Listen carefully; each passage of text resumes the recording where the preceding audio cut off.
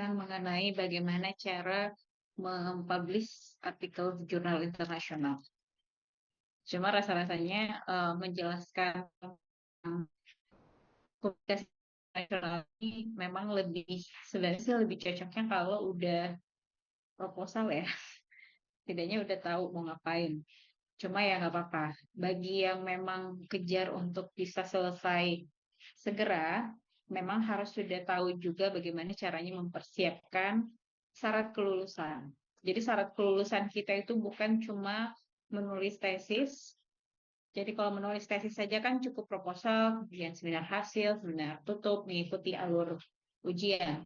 Tetapi ada satu syarat lulus yang kita pun yang di prodi tidak bisa banyak membantu. Kenapa? Karena ketika sudah mensubmit ke publikasi untuk jurnal internasional, maka proses review, proses membalas review sampai diterima itu semuanya sebaiknya tergantung sama publikasinya ya, publishernya. Apakah jurnalnya mau diterima atau tidak, mau direview berapa lama, itu tergantung bagian jurnal yang kita tuju gitu. Tapi lagi-lagi juga nggak bisa, jadi kalau kita mau menghitung masa studi, biasanya kan yang lagi proposal, setelah proposal dia meneliti, pada saat meneliti mungkin ada beberapa variabel, tidak harus menunggu semua tujuan penelitian itu harus selesai, tapi bisa kita memulai menulis artikel dengan mungkin 1-2 variabel bagian dari hasil tesis kita gitu. Jadi kadang ada yang delay untuk mensubmit syarat lulus yaitu jurnal internasional itu biasanya karena mereka berpersepsi bahwa harus semua bagian dari tesis saya ini harus masuk ke dalam satu jurnal. Padahal nggak harus. Misalnya penelitiannya ada beberapa variabel, terus baru ada tujuan 1 atau tujuan 2 saja yang mau ditulis dalam satu artikel, itu boleh. Boleh untuk memecah hasil penelitiannya, kemudian memulai untuk menulis sesuai dengan hasil temuannya. Jadi jangan menunggu seminar hasil selesai semua tujuan ya. Itu saran dari saya supaya simultan untuk syarat lulus dan ujiannya. Terus kalau ditanya yang mana ya duluan saya prioritaskan, ngerjain jurnal dulu atau seminar hasil dulu? Kalau saya boleh kasih rekomendasi, sebaiknya sebelum seminar hasil, itu juga sebaiknya sudah mensubmit artikel publikasinya. Kenapa? Karena kalau draft thesis itu kan di bawah kendali kita ya, mau secepat apa mengetik, secepat apa membahas, dan menjadi satu bentuk laporan dokumentasi.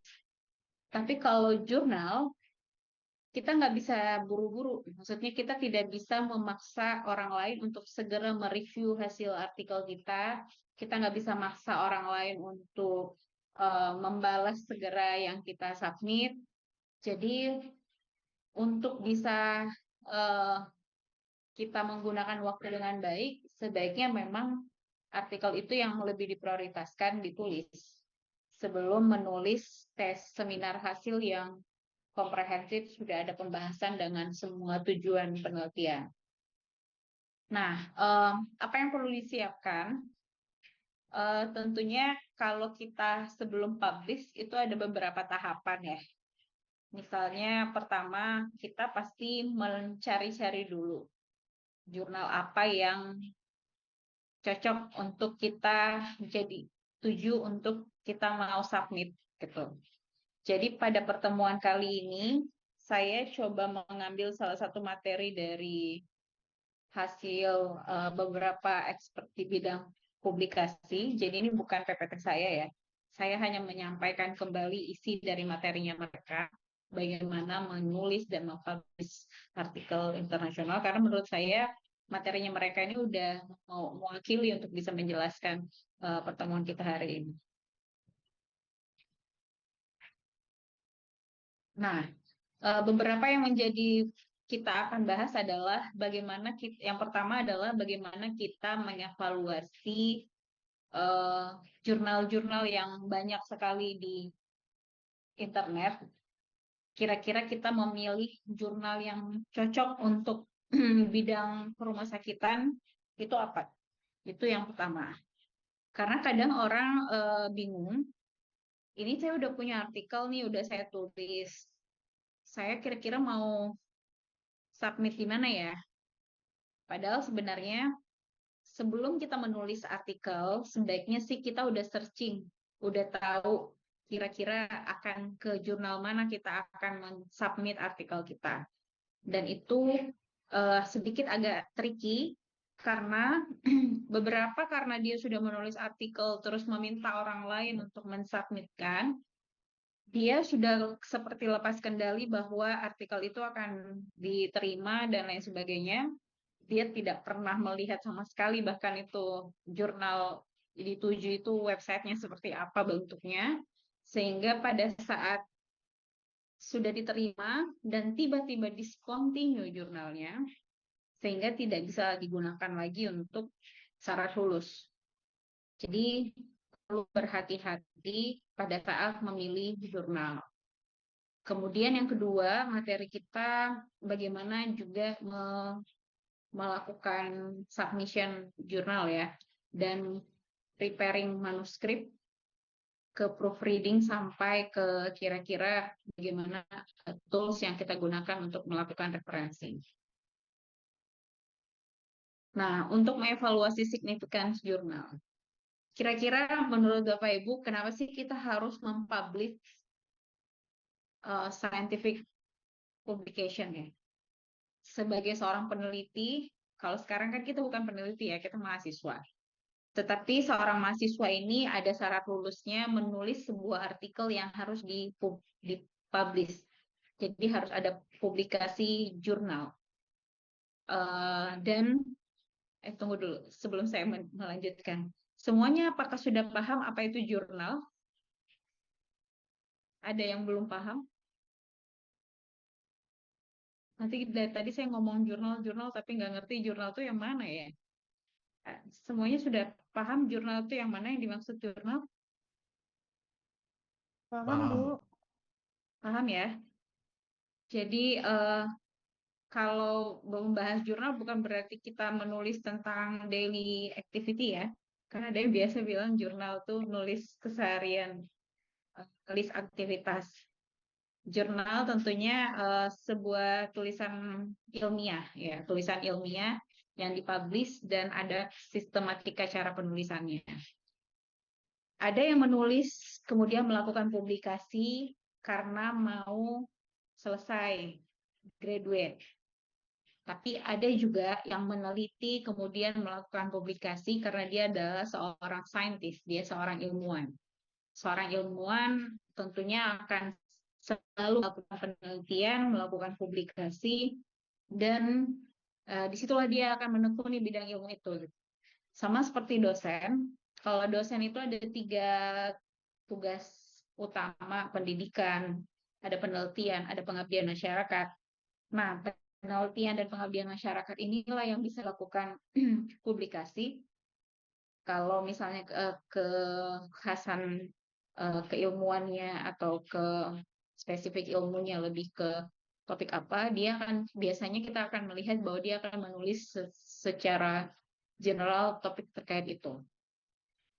Sama misalnya kalau saya pribadi, kalau misalnya kalian coba cari di Google Scholar atas nama Nurma Lasari, maka mostly penelitian saya di Scopus itu terkait resilience, terkait hospital resilience, terkait resiliensi individu, resiliensi perawat, dan seperti itu ya.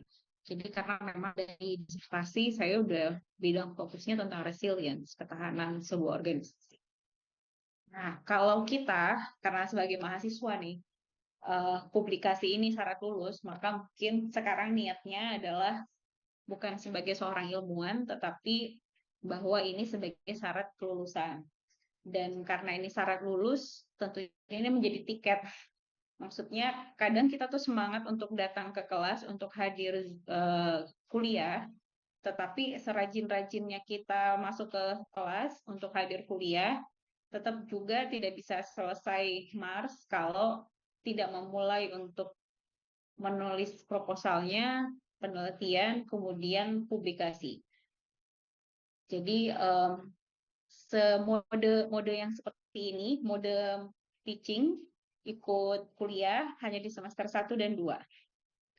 Hati-hati di semester 3 karena sudah tidak punya aktivitas perkuliahan sehingga lupa sebagai mahasiswa. Jadi saran saya karena memang masih sering-sering beraktivitas dan berkomunikasi dengan dosen, dengan staff, itu sebaiknya sih memang sudah memulai untuk mau menulis proposalnya di semester ini. Apalagi memang memungkinkan untuk semester ini ya. Kalau di atas semester 2 tidak proposal, maka nilainya minus. Walaupun proposalnya sangat baik sekali. Nah, dan beberapa alasan kenapa sebuah ilmu itu perlu tetap ada scientific publication ya. Pertama karena di sini ada beberapa yang disebutkan memang beberapa penemuan itu perlu disampaikan ya. Jadi register discovery. Kemudian ada juga tujuannya diseminasi supaya kita tahu sesama ilmuwan apa sih yang dilakuin sama ilmuwan itu, apa yang dia sudah lakukan, apa yang sudah dicapai. Para pemenang Nobel itu kan kita tahu mereka itu secara regularly melakukan penelitian dan publikasi, dan dengan publikasi kita tahu bahwa oh ini penelitiannya si ini yang menemukan bahwa ada pengaruh A terhadap B misalnya. Dan tentunya karena ini terrecord, ini yang bisa menjadi arsip untuk mungkin para generasi 20-30 tahun ke depan, bahwa penelitiannya si A inilah yang menemukan, misalnya kalau saya ya kan, saya menulis terkait selama ini konsep resilience itu untuk bidang kesehatan, semuanya terkait bagaimana sebuah organisasi atau sebuah masyarakat menghadapi shock terkait bencana. Tapi sebagai novelty di belum ada yang menulis terkait ketahanan organisasi atau hospital resilience dalam konteks disruption era. Jadi era disrupsi yang konteksnya dinamis itu, yang VUCA itu, bahwa memang tiap hari kita harus memadamkan api, masalah di rumah sakit itu tiap hari ada gitu. Jadi bukan pada saat gempa, pada saat typhoon saja kita harus resilience, kita mesti juga resilience terhadap keseharian yang kita hadapi dengan lingkungan yang dinamis itu. Sehingga waktu itu saya mencoba untuk menuliskan apa saja shock terkait konteks resilience rumah sakit yang kemarin sudah dilihat mungkin, dan apa saja kapasitas resilience sebuah organisasi rumah sakit yang harus dia miliki supaya dia bisa resilience dalam konteks dinamis, lingkungan dinamis. Dan itu yang menjadi permanen di internet, bahwa oh ternyata konsep resilience itu ada yang perspektif dinamis itu ya. Dan tentunya untuk ada juga certification tentunya untuk menjadikan ini reputasi seorang peneliti. Nah, research dan dissemination ini tentunya diharapkan sebenarnya awal mula dari penelitian itu ada output yang kita bisa tahu bahwa secara knowledge ini tuh seperti ini,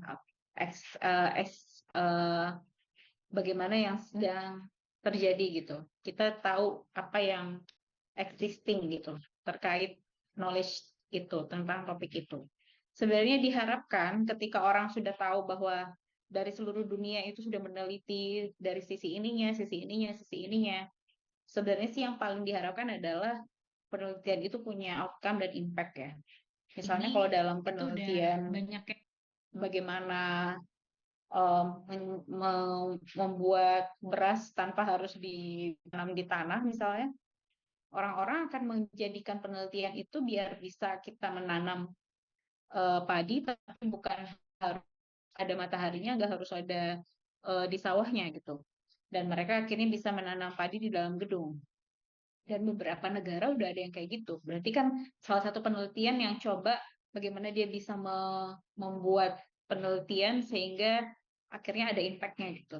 Bisa melakukan menanam padi tetapi hasil berasnya itu tidak harus seperti common conventional way gitu, harus di sawah dan nunggu hujan dan lain sebagainya.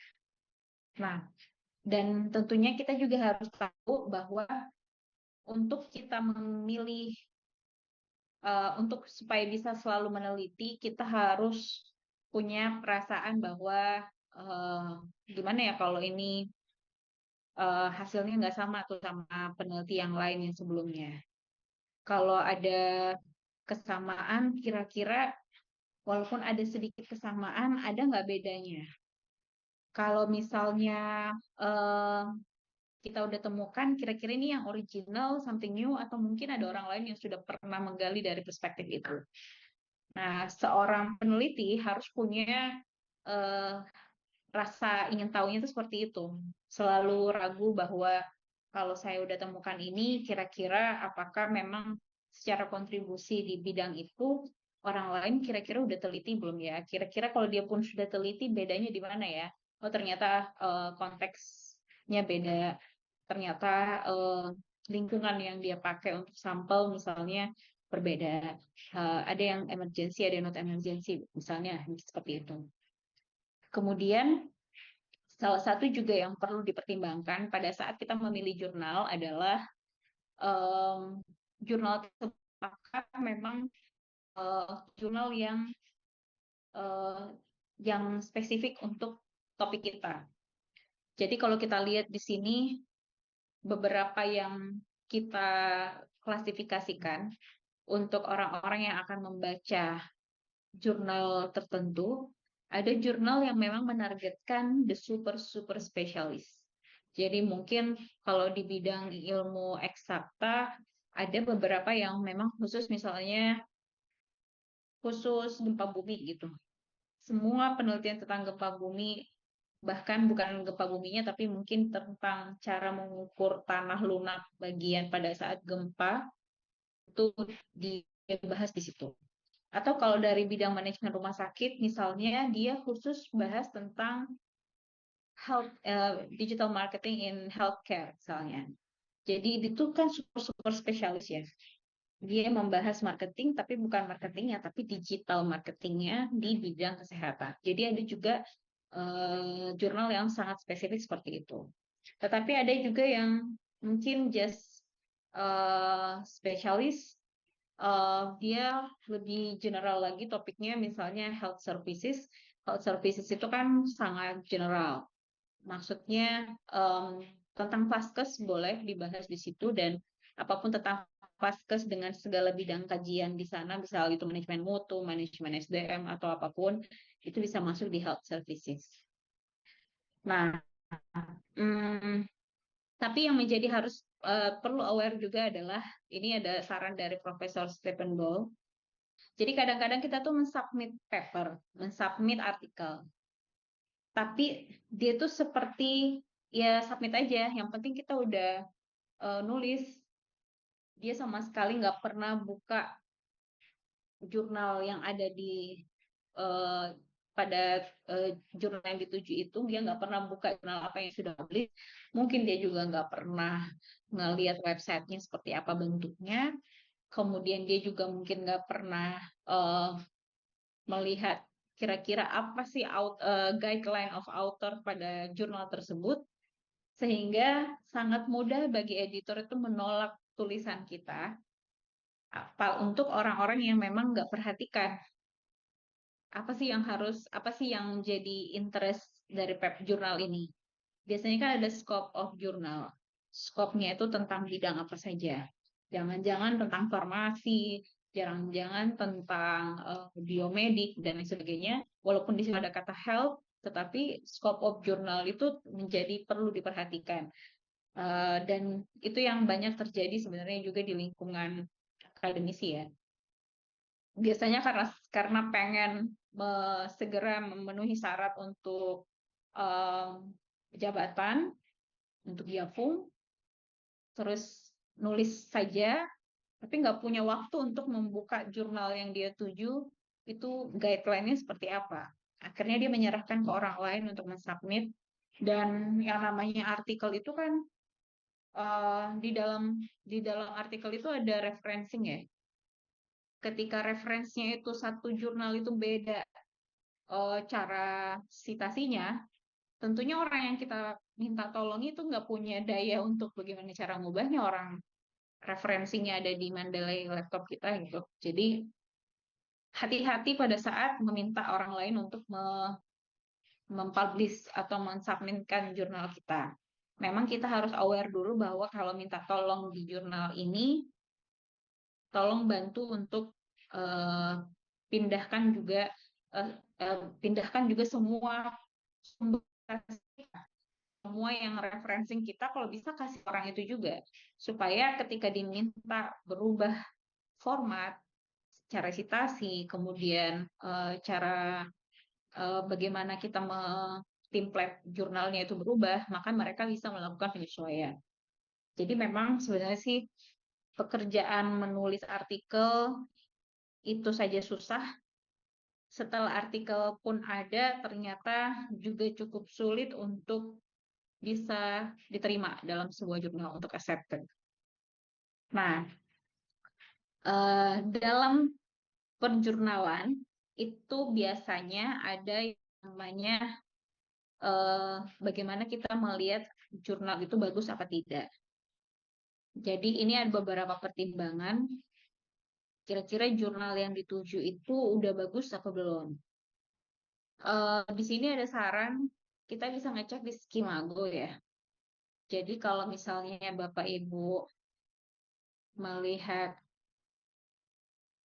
tadi ada Skimago. Skimago ini adalah search engine untuk mengecek jurnal. Misalnya ya, health services. Jurnal health services menurut Skimago itu ada banyak banget. Ada ada environmental health perspective, ada BMC Health Service Research, ada Health Service Research, dan banyak sekali judul. Jadi kita bisa ngecek jurnal BMC ini adalah jurnal. Jadi saya di pengalaman publish lalu mempublish resilience itu di BMC Health Services, di mana merupakan salah satu jurnal yang cukup tinggi SJR-nya, 157, dan dia adalah Q1 ya. Jadi kalau di jurnal itu kita mengenal jurnal Q1 sampai Q4. Q4 itu yang mungkin cukup mudah orang bisa tulis untuk dapat lolos di situ. Dan yang paling tinggi kuartilnya adalah yang Q1. Dan biasanya di Q1 ini dia H-indeksnya cukup tinggi juga, SJR-nya apalagi 1,1. Kalau kita mau jadi profesor di Indonesia, syarat jurnalnya itu harus dipublish yang SJR-nya di atas 0,1. Sekarang ya, udah turun. Kalau dulu kayaknya di atas 0,7 ini. Sekarang di atas 0,1 aja tuh udah bisa jadi profesor. Jadi kalau SJR 1,1 ini udah pasti udah lolos gitu untuk syarat kalau misalnya mau mengajukan guru besar. Tapi kalau untuk S2, syarat lulus mahasiswa itu nggak harus Q1. Kecuali ada yang mau banget serius gitu ya menulis untuk Q1. Tapi maksud saya untuk syarat lulus saja tidak harus di Q1 gitu. Ini kan kalau tadi sudah ngetik, ini ada jurnal ranking ya. Di sini kita bisa lihat ini semuanya Q1. Tapi kalau kita lihat 31.000 ada pages lagi, ini ada Q4 yang kita juga bisa bisa lihat gitu. Q4 itu di mana jurnal yang Q4 atau Q3 yang cukup memudahkan kita untuk bisa, pertama nggak terlalu reviewnya nggak terlalu ketat, biaya publikasinya nggak terlalu mahal, tapi sebenarnya yang Q1 itu nggak semua mahal ya. Pengalaman saya untuk submit di Q1 BMC Thesis, jadi dia termasuk jurnal yang bergengsi. itu kalau kita ikut jalur normal, biaya publish di situ tuh 45 juta.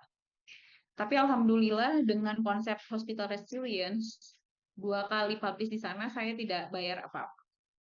Ya, jadi di di perjurnalan pada saat kita mensubmit, apalagi kalau dia lagi ada special edition terkait hospital resilience misalnya atau resilience in healthcare topiknya, kita bisa mengajukan waiver atau waiver itu seperti minta diskon untuk ya untuk dipublishnya. Kalau udah diterima, biasanya kan setelah diterima tuh baru kita bayar. Normalnya bayar 45 juta, tapi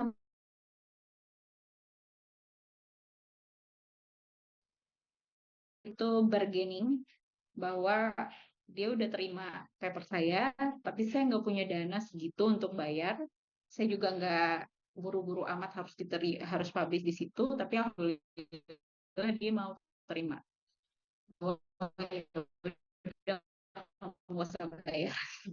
Jadi ini bisa kita yakin bahwa memang jurnal kita tuh bagus. Itu bisa dicoba untuk tidak ada biaya, misalnya menjelaskan bahwa saya untuk penelitian ini saya biayanya cuma sumbernya dari Dikti yang dananya cuma sekian juta, jadi nggak ada dana untuk APC publikasi. Jadi gimana, boleh nggak diskon? Ya udah kamu free aja dulu. Ternyata free-nya saya bisa sampai 2 kali, alhamdulillah. Nah, jadi itu tadi silahkan di Skimago.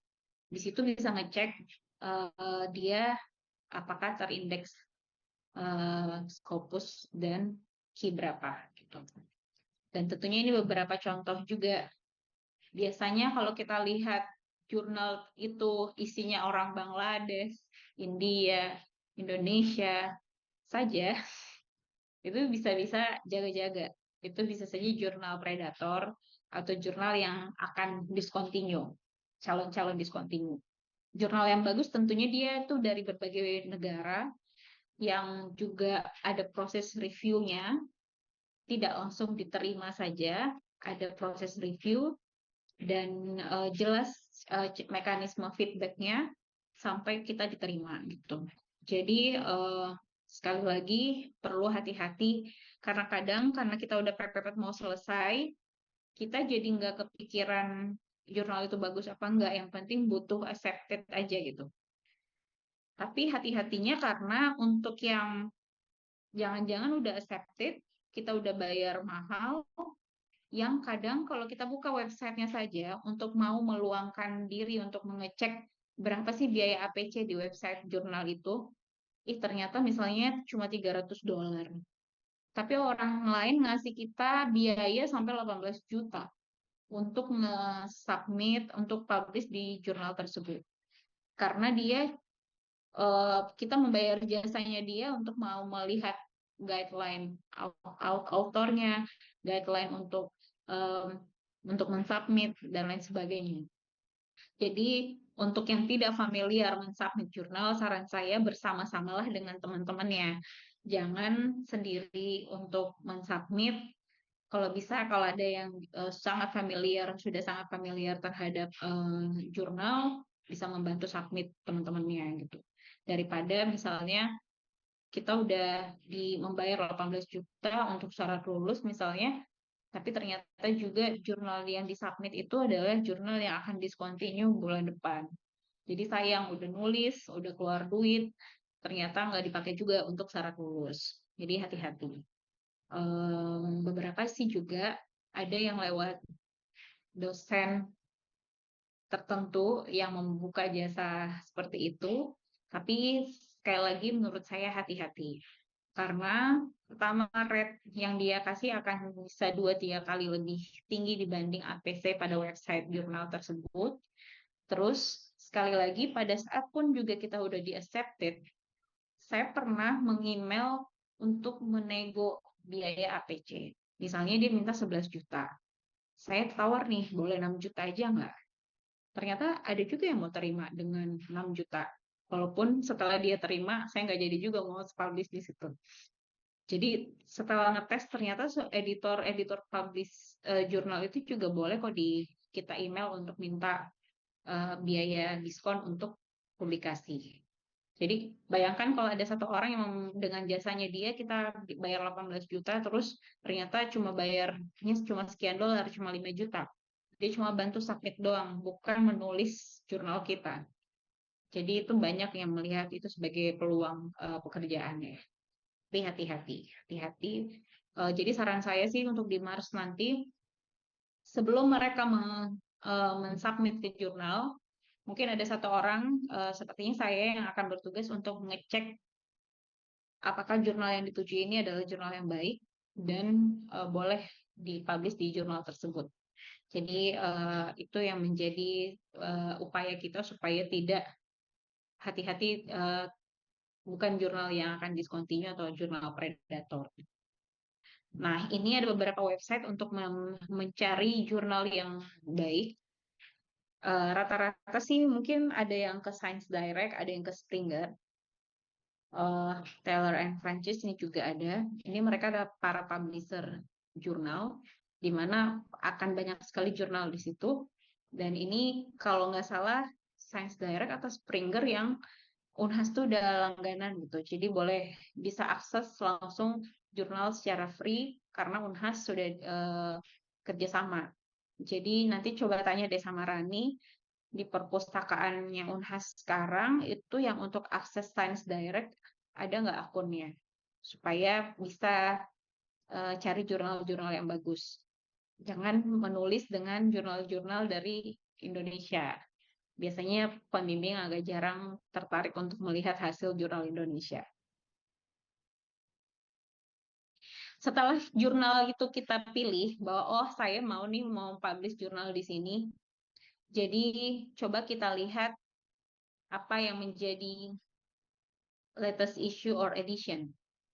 Sama pada saat saya mencoba untuk mempublish BMC paper pertama saya, di situ saya melihat oh editionnya ada yang mau dia lagi open untuk edition Resilience in Healthcare. Wah, saya mau kasih masuk di edisinya mereka yang ini karena udah pasti diterima. Karena pasti mereka akan mencari topik resilience.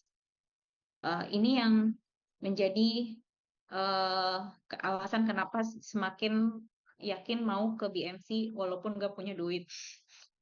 Kan orang biasanya nggak mau buka kisah tuh karena udah tahu 45 juta, ngapain kita sampai di situ, nggak ada duit ya. Tapi karena kita yakin hasil kita bagus dan ada edisi mereka untuk resilience, mereka kan pasti juga susah tuh untuk nyari jurnal yang topiknya seperti itu. Jadi pede-pede aja sih harusnya untuk yang memang kalau ternyata jurnal kita tuh bagus, silahkan untuk mencoba saja ke kisah atau kedua yang memang punya misalnya special edition yang terkait topik penelitian kita. Kemudian kita juga hati-hati, kita harus lihat bagaimana instruksi guideline for authornya. Kita juga harus melihat bagaimana instruksi di website. Dan tentunya itulah yang semua harus requirement yang ada di website itu yang kita harus benar-benar pahami. Itulah kenapa menulis jurnalnya aja text time, memilih jurnal itu juga text time. Karena kita harus membuka websitenya, membuka guideline for authors-nya,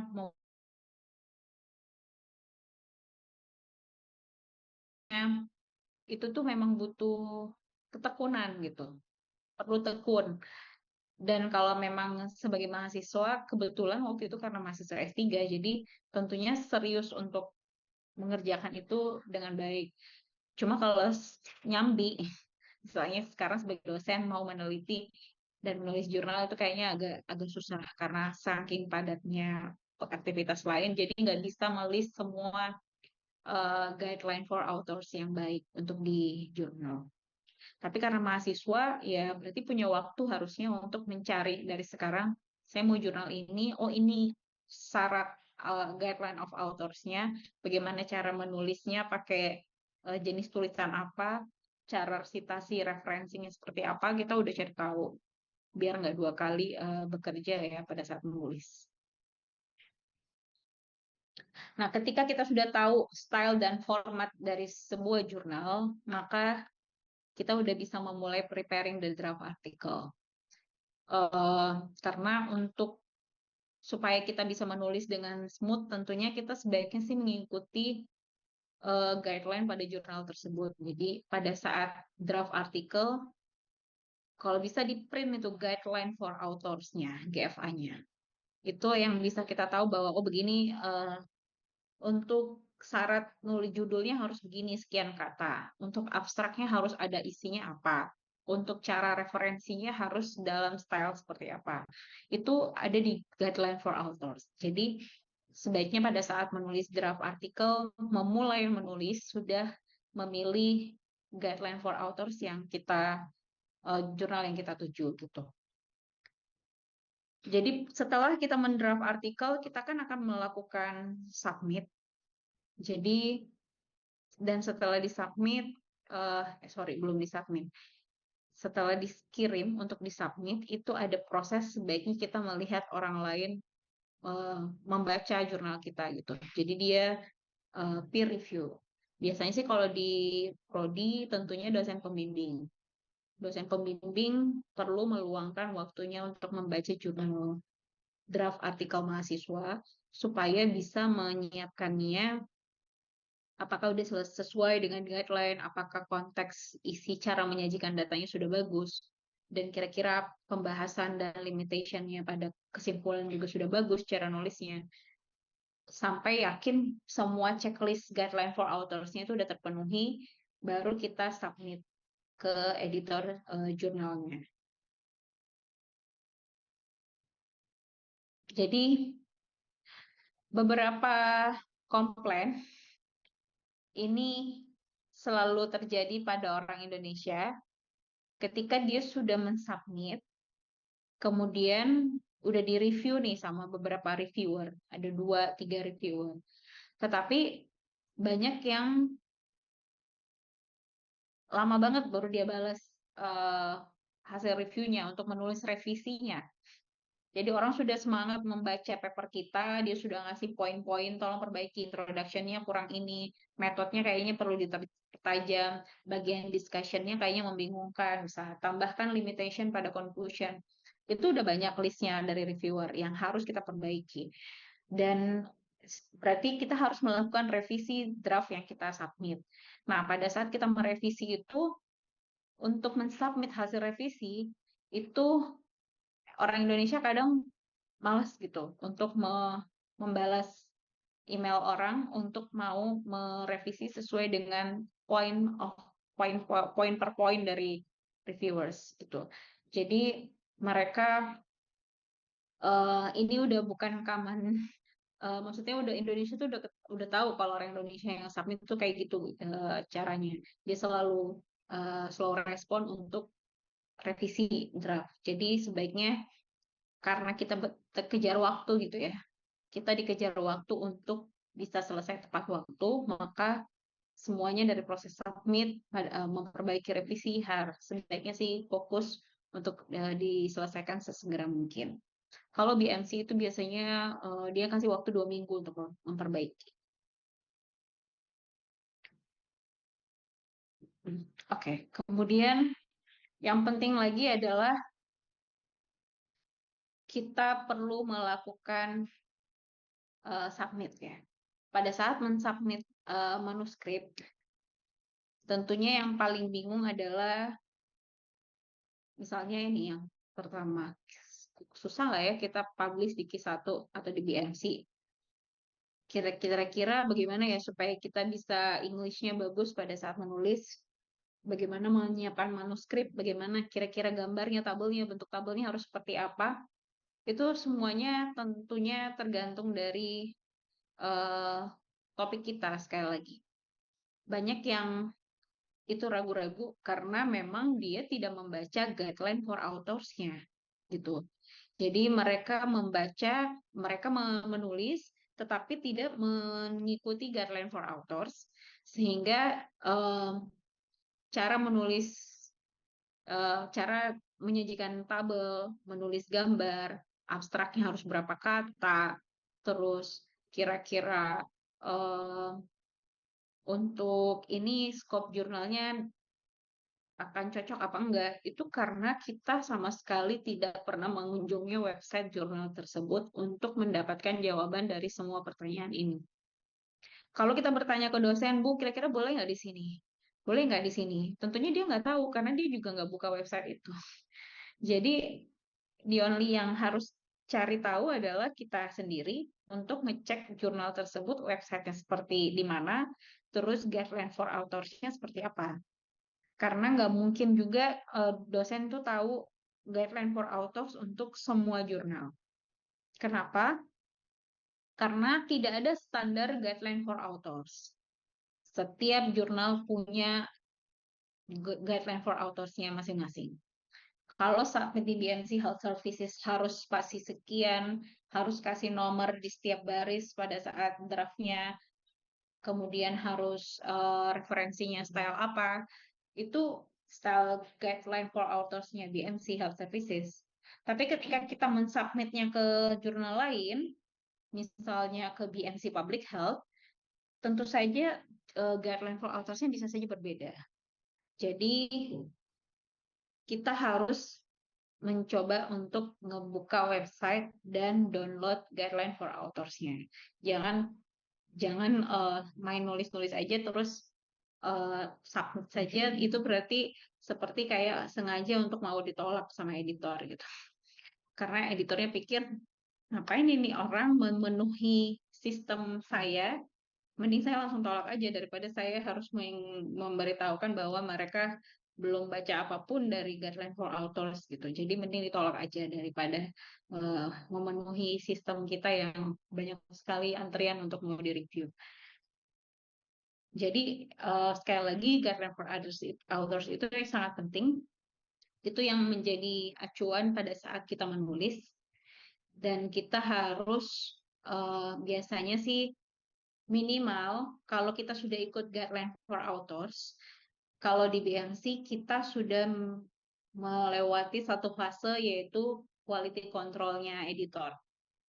Jadi pada saat editor menerima naskah kita, mereka akan mengecek dulu apakah ini sudah sesuai dengan guideline for authors. Dia melakukan quality control-nya di situ, QC. Kalau udah oke, maka dia baru kirim ke reviewer untuk mereview paper ini. Tapi kalau dari guideline for authors-nya aja itu tidak cocok, maka dia nggak perlu menghabiskan waktu seorang reviewer untuk mereview sesuai dengan template. Kan nggak mungkin kita sebagai reviewer mau template, kayaknya salah deh cara daftar pustakanya, kayaknya abstraknya kelebihan kata deh. Itu kan semuanya si reviewer tidak mau fokus ke situ. Reviewer hanya berfokus kepada bagaimana logical thinking pada tulisan kita dan bagaimana substansi dari tulisan kita. Kalau hanya bagaimana bentuk tabel, bagaimana bentuk daftar pustaka, abstraknya berapa kata, itu semuanya harusnya selesai di tahap QC editor. Jadi itulah kenapa biasanya sih rejection itu cepat diterima. Jadi yang ditolak karena memang pertama misalnya tidak sesuai dengan scope jurnalnya, atau memang sama sekali tidak mengikuti guideline for authors-nya. Nah, untuk guide for authors ini rasa-rasanya untuk setiap jurnal itu akan ada. Misalnya ini contoh di jurnal Soil Tillage Research ada guide for authors-nya. Untuk Elsevier juga seperti itu. Mereka punya guideline for authors sendiri. Jadi kita nggak bisa menggunakan template yang sama. Intinya seperti itu. Sampai sini apakah ada pertanyaan dulu? Agak sedikit ini ya, agak sedikit membayangkan ngawang-ngawang gitu ya, karena belum nulis belum nulis sama sekali draft proposal. Ini udah dikasih beban untuk memikirkan jurnal gitu. Jadi ya I feel you sih kalau misalnya materi ini jadi agak sedikit aduh nanti aja deh proposal aja dulu saya gitu. Ada pertanyaan? Tanya Ya Bu, boleh? silakan Mbak Hela. Ya silakan. Ya, siapa duluan? Silakan duluan, Pak. Pak Iswanto dulu deh. Ya, Baik, terima kasih. Nanti kita diajarin nggak Bu? Ini kan baru teori, nanti diajarin prakteknya nggak Bu? Kalau sekarang kan masih bingung nih. ya, ya, ya. Sebenarnya kan nanti karena ini mata kuliah semester 1 ya, dan pada saat mensubmit jurnal itu mungkin di akhir semester 2. Kalau proposal di semester ini, semester 2 penelitian, berarti di akhir semester 2 atau awal semester 3 itu mungkin udah ada proses ini. Dan mungkin sekarang masih teori.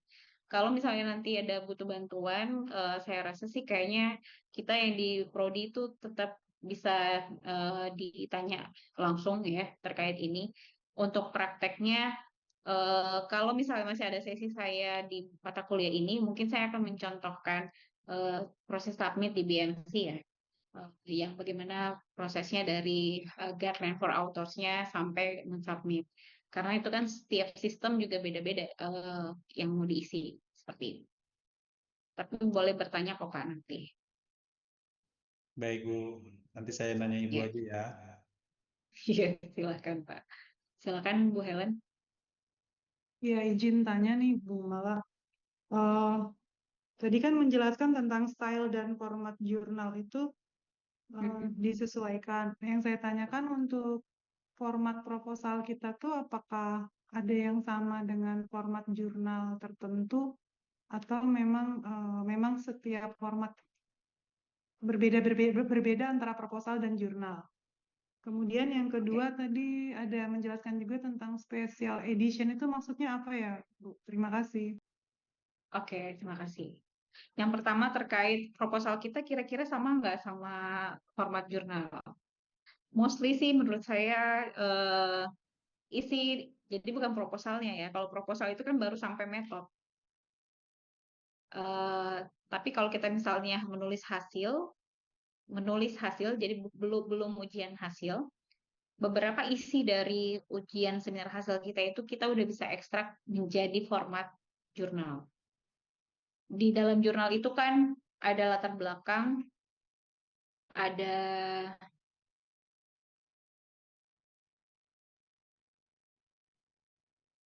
minimal ada ini sih. Di dalam jurnal itu ada yang abstrak, ada introduction, ada metodologi, ada result, and discussion, dan conclusion. Kalau di proposal kita ada latar belakang, maka isi latar belakang kita bolehlah kita masukkan di introduction. Tetapi hati-hati, latar belakang versi proposal kita itu biasanya kan ada data masalah ya, yang ada kajian masalahnya juga di bab 1. Biasanya di jurnal internasional mereka itu tidak harus ada data masalah yang seperti tulisan di proposal kita, yang misalnya karena kunjungan ini menurun makanya mau meneliti tentang ini. Kadang-kadang kita cuma cukup memperlihatkan fenomena bahwa sekarang konteksnya misalnya resilience itu lebih banyak bencana, sehingga saya perlu melihat resiliensi dari perspektif dinamis, lingkungan yang dinamis. Dan itu udah cukup untuk menjadi justifikasi kenapa kita mau menulis judul itu. Sedangkan kalau di proposal, kita perlu dulu melihatkan data masalah, bahwa dari masalah itu bisa muncul judul seperti ini. Jadi kelihatan ya dua hal yang berbeda. Ngerti nggak maksud saya? Bisa membayangkan nggak? Kalau yang proposal, kita punya data masalah yang kita kaji kenapa masalah itu terjadi sampai kita tarik justifikasi kenapa menulis judul itu.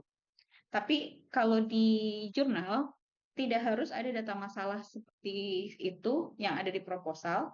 Cukup menjelaskan bahwa ada fenomena seperti ini di rumah sakit ini, dan ini belum, masih limited yang meneliti terkait itu dalam konteks seperti itu. Jadi itu cukup untuk isi latar belakang jurnal untuk melakukan justifikasi. Tapi kalau pada proposal nggak boleh, nggak ada data masalahnya. Sampai sini clear dulu nggak bagian itu, Ibu Helen? Clear. Ya. Nah, di latar belakang, uh, setelah kita di bagian proposal tadi ada latar belakang, di mana tidak kajian masalah pada proposal nggak harus masuk di introduction. Metodologi. Metodologi ini tentunya menjelaskan bagaimana kita melakukan penelitian kita. apa yang kita lakukan, bagaimana menganalisisnya, bagaimana ngumpulin datanya, pakai apa, sampelnya siapa. Biasanya juga tidak ada isinya tentang rumus sampling ya, tapi biasanya langsung saja menulis sampelnya itu sekian orang, misalnya gitu kayak gitu. Jadi dia nggak mengejar seperti dosen mengejar bagaimana asalnya nih bisa 100 sampel. Di proposal harus clear bagaimana menghitung sampling dan alasannya kenapa dia stratified random sampling. Di proposal tuh harus clear tertulis. Tapi di jurnal dia tidak butuh rumus-rumus sampling itu di metodologi. Kita cukup menjelaskan bahwa sampel kita adalah perawat dengan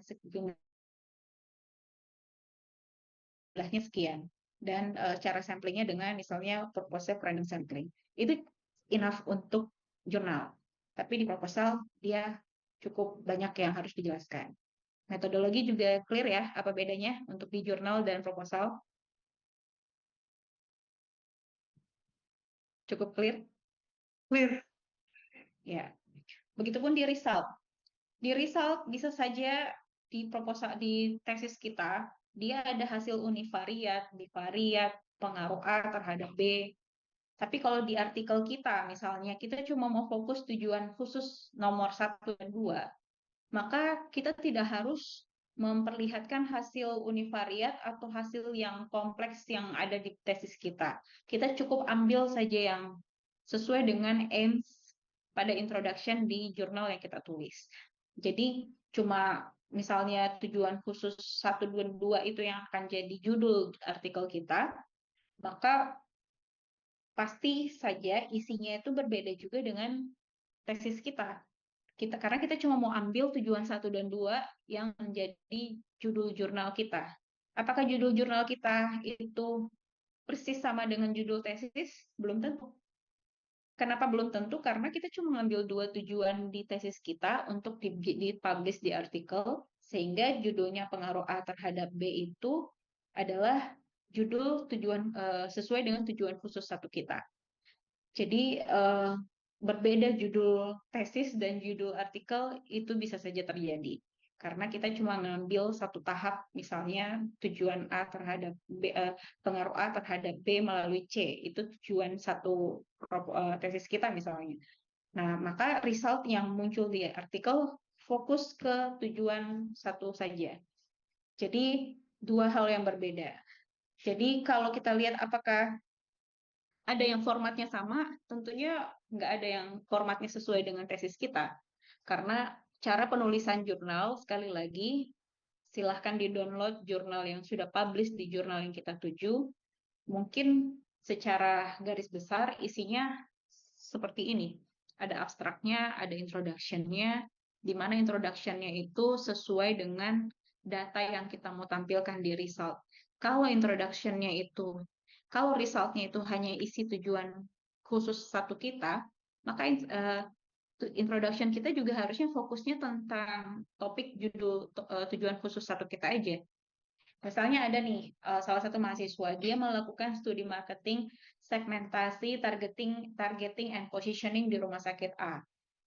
Itu tesisnya. Tetapi pada artikel jurnal, dia cuma mau nulis tentang segmentation-nya doang. Jadi targeting dan positioning itu dan pengembangan strategi dia nggak mau masukkan. Karena dia baru selesai tahap 1 penelitian. Jadi dia baru dapat hasil analisis segmentasi. Bahwa sehingga judul artikel yang akan dia tulis adalah segmentation pada rumah sakit A gitu. Dan introduction-nya tentunya akan berfokus tentang rumah sakit A itu seperti ini pangsa pasarnya dan butuh studi segmentasi. Sedangkan introduction latar belakang pada tesis kita pasti isinya bukan segmentasi tok, karena di situ ada segmentasi, targeting, positioning, dan strategi. Jadi sekali lagi isi introduction, metodologi result pada artikel itu menyesuaikan result yang kita mau tampilkan. Bukan latar belakang kita yang misalnya kita mau copy paste ke introduction. Kalau ada juga yang mencari cara yang mudah adalah ya udah deh saya ambil semua tujuan khusus tujuan tesis saya supaya saya nggak usah nulis lagi kembali introduction di artikel. Saya tinggal mengambil latar belakang pada tesis saya, karena tujuan khususnya semuanya saya tampilkan juga di result. Itu juga boleh. Jadi itu pilihan. Apakah mau menunggu semua hasil selesai, kemudian semuanya di-copy di latar belakang, di-copy ke artikel jurnal, itu juga boleh kalau memang merasa waktunya cukup untuk mempersiapkan. Tapi ada juga yang punya strategi berbeda. Saya mau ambil hasil tahap 1 saya saja dulu deh, yang segmentasi. Karena targeting positioning itu saya perlu FGD kalau menurut tesis. Yang segmentasi ini yang kuantitatif, saya mau tulis artikelnya duluan. Sehingga pada introduction pasti saya hanya akan membahas bagaimana itu studi tentang segmentasi, bagaimana metodologi untuk melakukan segmentasi pada pasar, dan resultnya hanya berfokus ke beberapa segmen yang hasil dari proses segmentation. Jadi seperti itu. Apakah cukup clear, Ibu Hel?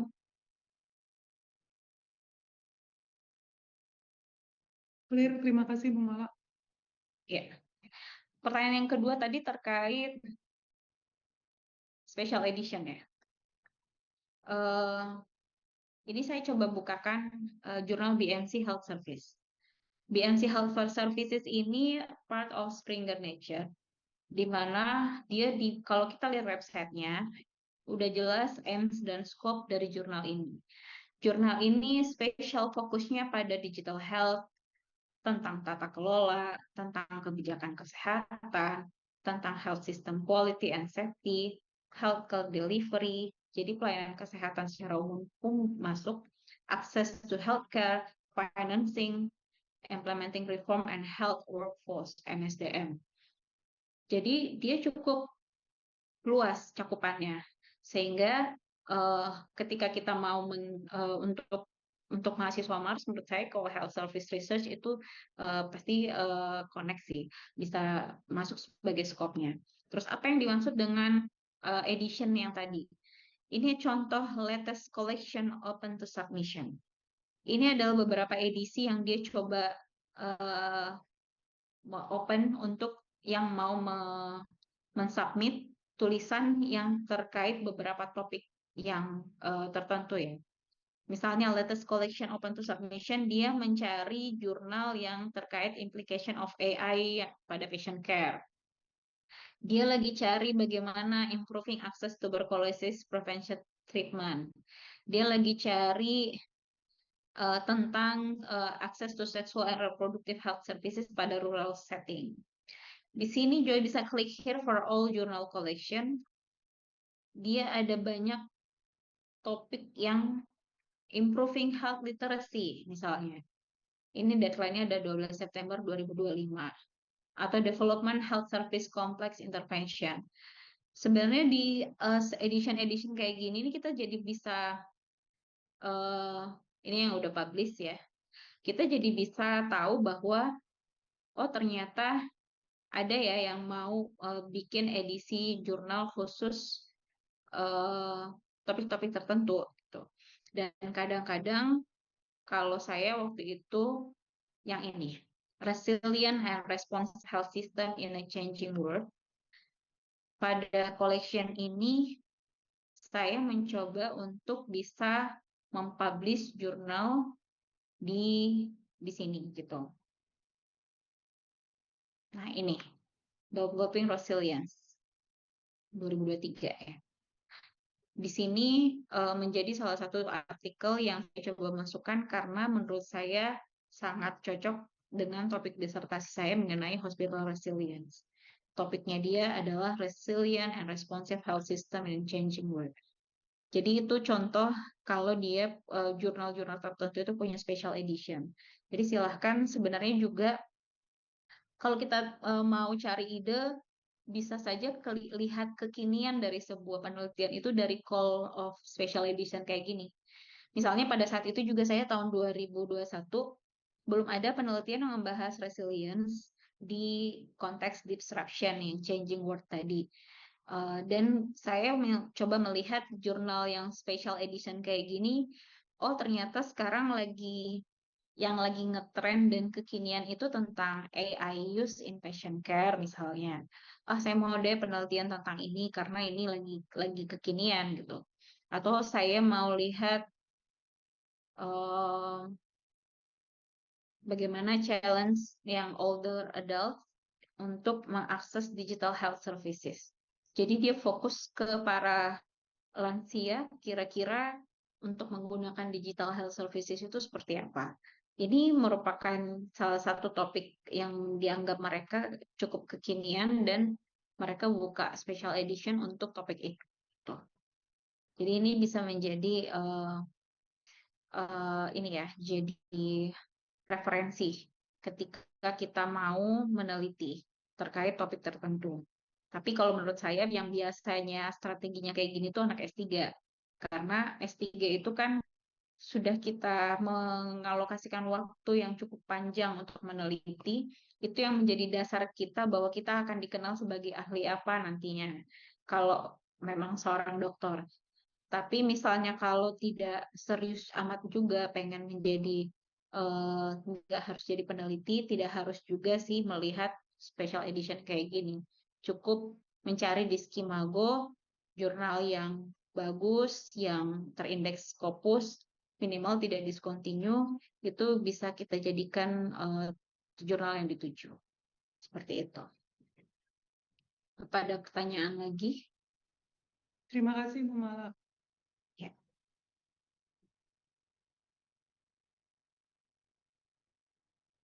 Oke, izin lanjut sedikit lagi. Preparing the manuscript. Nah, dalam mempreparing manuskrip ini mungkin ada kaitannya dengan pertanyaan tadi. Ini ada proposal penelitian di mana isinya itu kan topik, ringkasan, tujuan, tinjauan pustaka, metode, daftar pustaka. Ini ada rencana anggaran karena mungkin contoh proposal grant ya. Biasanya kalau proposal yang dibiayai, open funding proposal, itu memang ada rencana anggarannya. Kalau deskripsi atau tesis atau laporan isinya juga seperti ini. Ada abstrak, pendahuluan, metode, hasil, pembahasan, simpulan, dan sebagainya. Begitupun di manuskrip, naskah publikasi. Pasti ada abstraknya, ada pendahuluannya, ada metodenya, ada hasilnya, ada pembahasannya, dan lain sebagainya. Yang tadi saya bilang perbedaannya adalah kita mau fokus judul kita apakah bagian dari sedikit tahapan dari tesis kita atau judul kita adalah totally tesis kita. Jadi itu dua pilihan. Boleh memilih judul manuskrip kita sesuai dengan judul tesis kita, atau judul manuskrip kita adalah sesuai bagian dari salah satu tujuan dari tesis kita. Jadi tentunya kalau isinya adalah bagian saja dari tesis, maka isinya menyesuaikan yang bisa sama saja dengan judulnya. Nah, untuk judul itu biasanya sih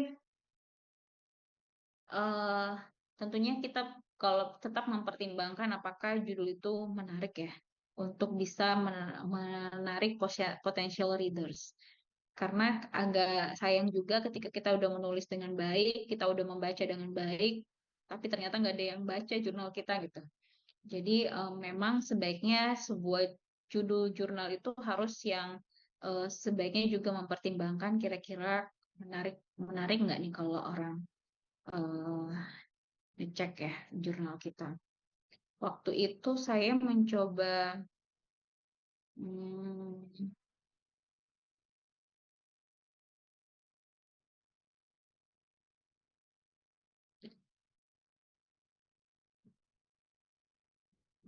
untuk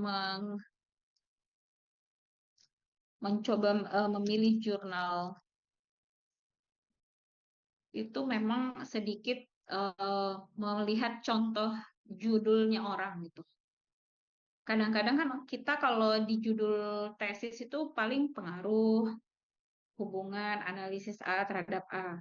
Tetapi dari dua jurnal saya sepertinya pemilihan judul itu memang di sini memilih untuk tidak ini ada yang kurang. Misalnya nih ya, Developing Hospital Resilience Domains in Facing Disruption Era, a Qualitative Study. Jadi ada qualitative study-nya yang menjadi stressing di judulnya. Kalau beberapa yang lain juga mungkin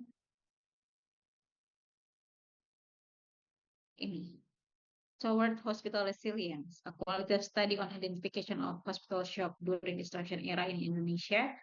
Ini juga judulnya mungkin orang akan mencari terkait hospital resilience, sehingga saya coba perlu menekankan terkait hospital resilience di judul.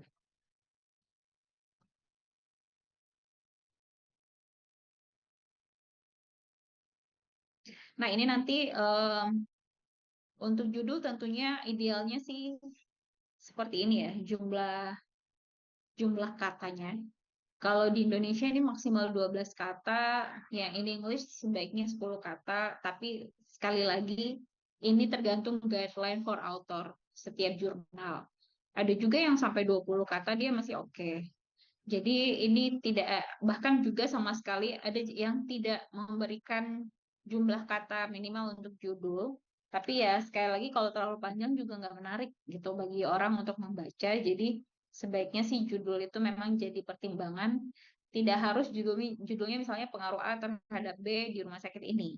Tetapi kita langsung fokus ke nama variabelnya dan terkait apakah nanti metode, apakah cara menganalisisnya pengaruh, itu nanti dijelaskan di badan artikelnya.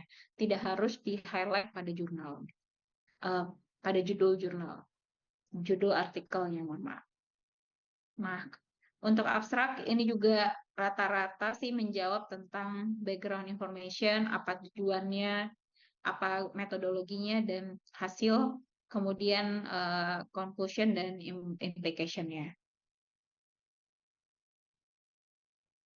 Kemudian ini nanti dibaca saja untuk keyword introduction. Saya rasa kalau introduction ini saya sudah pernah jelaskan di materi sebelumnya pada saat kita mau menulis proposal ya.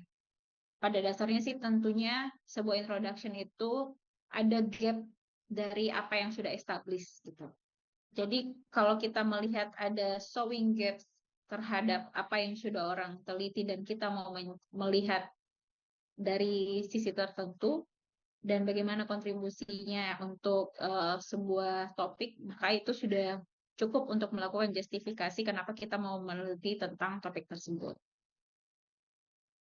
Nah, kalau tentang plagiarism, saya rasa ini karena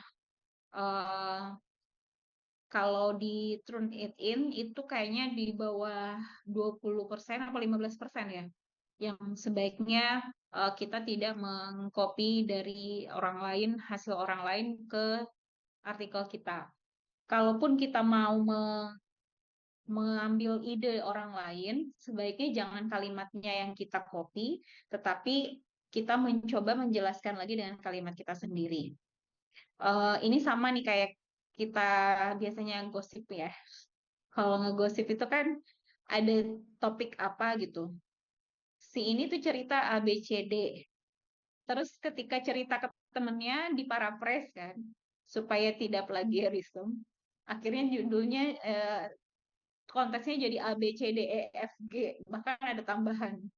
Begitupun ketika ada orang lain lagi yang menyampaikan mungkin sampai A sampai H lagi, atau A sampai K gitu misalnya, karena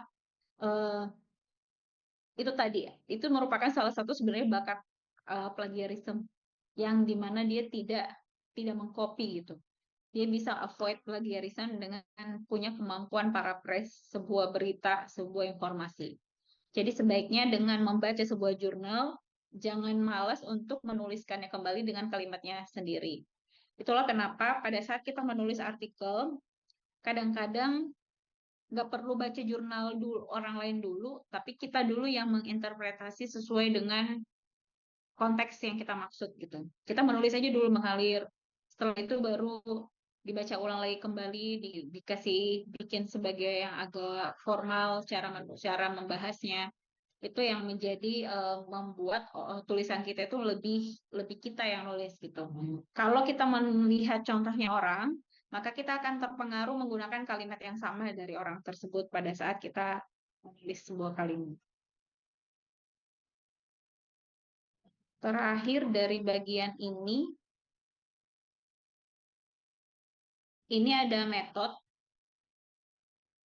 Metode itu tentunya akan membahas tentang desain apa yang dipakai untuk sebuah penelitian. Biasanya sih disebut bahwa penelitian ini adalah penelitian kualitatif, di mana harus mengeksplor tentang topik apa, informannya siapa. Jadi hati-hati, penggunaan kata informan, responden itu sesuai dengan jenis penelitian. Beberapa karena mencontoh senior yang subbabnya adalah ada populasi dan sampel, maka di situ biasanya mahasiswa terkecoh menulis populasi dan sampel, padahal jenis penelitiannya kualitatif. Sesuatu yang ada kata populasi dan sampel itu biasanya pada penelitian kuantitatif. Karena kita mau ambil representatif dari populasi, kita menghitung sampel supaya apakah terwakili dari populasi. Itu kuantitatif. Tapi pada penelitian kualitatif itu tidak ada populasi dan sampel, tetapi ada kriteria inklusi seorang informan. Kapan informan itu bisa masuk di penelitian kita untuk bisa cocok menjadi informan kita terhadap suatu yang kita mau eksplor pada penelitian kualitatif. Dan karena ini kuantitatif dan kualitatif metode itu totally berbeda, cara pengumpulan datanya, cara menganalisis datanya, maka itulah yang dijelaskan di metode ya. Bahwa karena ini penelitian kualitatif, informannya ini prosesnya melalui wawancara, bisa by telepon, by Zoom, atau dan lain sebagainya. Saya coba kasih contoh.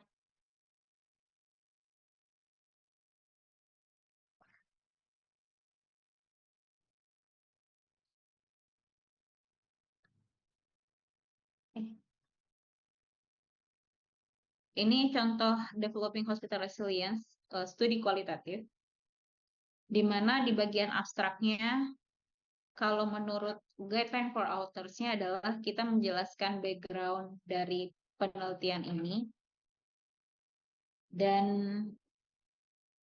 di sini menjelaskan bahwa ternyata studi untuk mengembangkan domain dan indikator hospital resilience itu masih terbatas untuk lebih terbatas untuk terkait bagaimana merespon bencana. Masih sedikit studi yang membahas bagaimana disruption untuk turbulence seperti teknologi perubahan dan lain sebagainya. Jadi studi ini fokus mengembangkan domain untuk resilience dalam konteks disruption era. Di metode, ini menjelaskan ini adalah penelitian kualitatif yang akan mengeksplor domain dan indikator. Di sini ada kata eksplor karena memang tujuan dari penelitian kualitatif itu melakukan eksplorasi ya.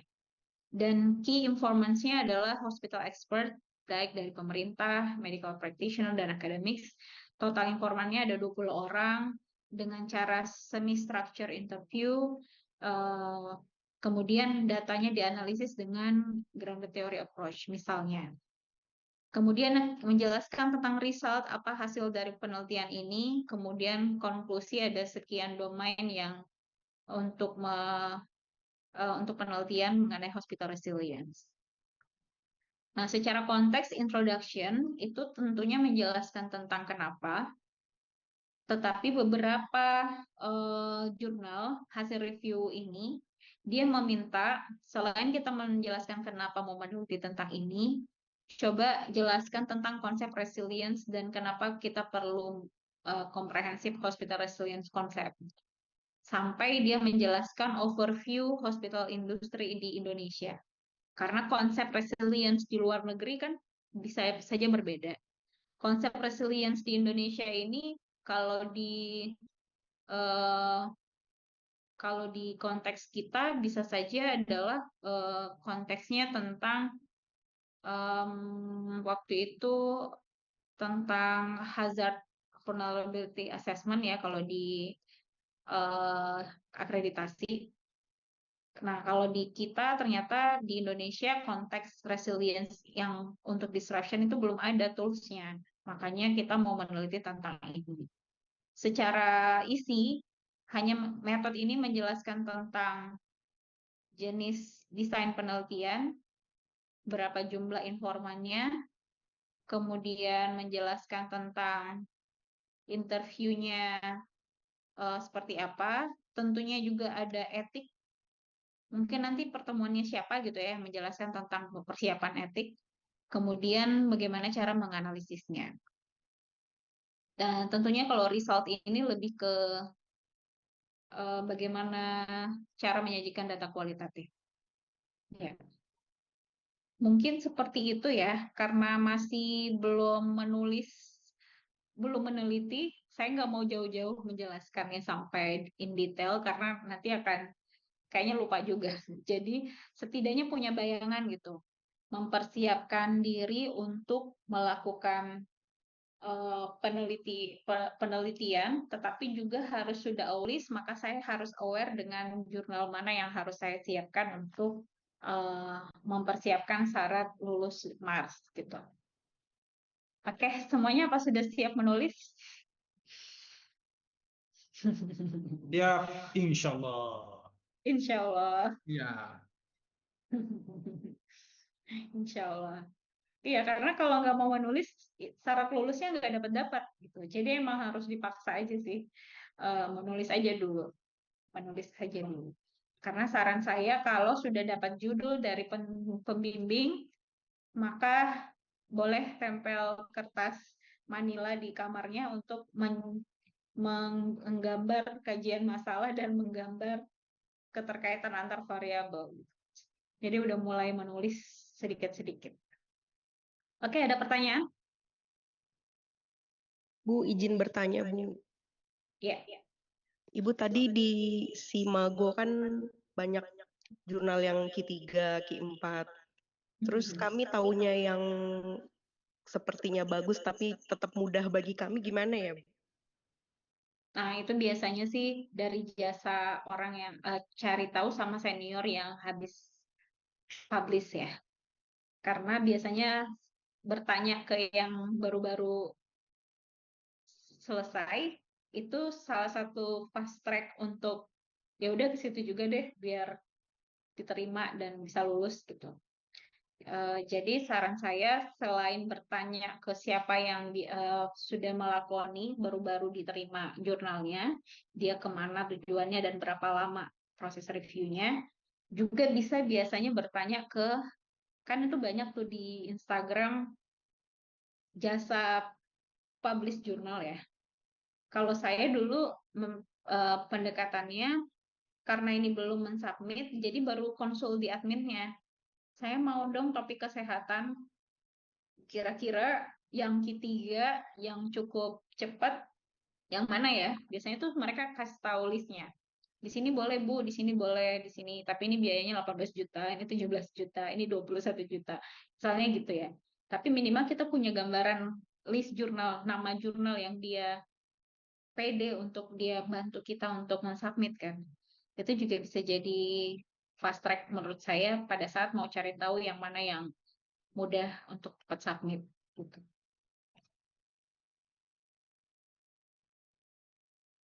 Ada lagi? Kadang-kadang juga kalau saya kemarin mencoba lihat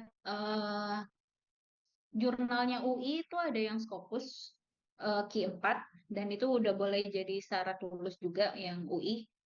Saya lupa nama jurnalnya yang tentang public health, tapi menurut saya di situ juga boleh. Atau di Unair juga pun ada kayaknya yang udah terindeks Scopus. Dan kalau di UPM, Universitas Putra Malaysia, mereka juga punya jurnal Economics and Management ya malah.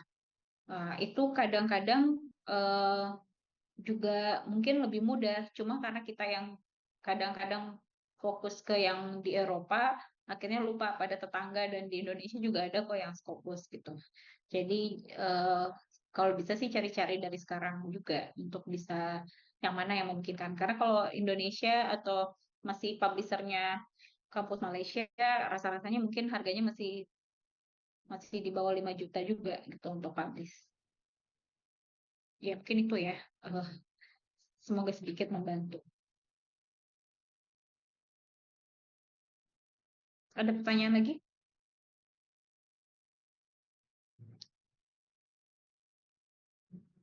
Baik, kalau tidak ada pertanyaan lagi, terima kasih Bapak Ibu untuk waktunya pada siang hari ini. Sore ini ada kuliah lagi kah? Masih ada lanjut? Ada Bu. Oke. Ada, Bu. Oke, Novinda selamat ya. jam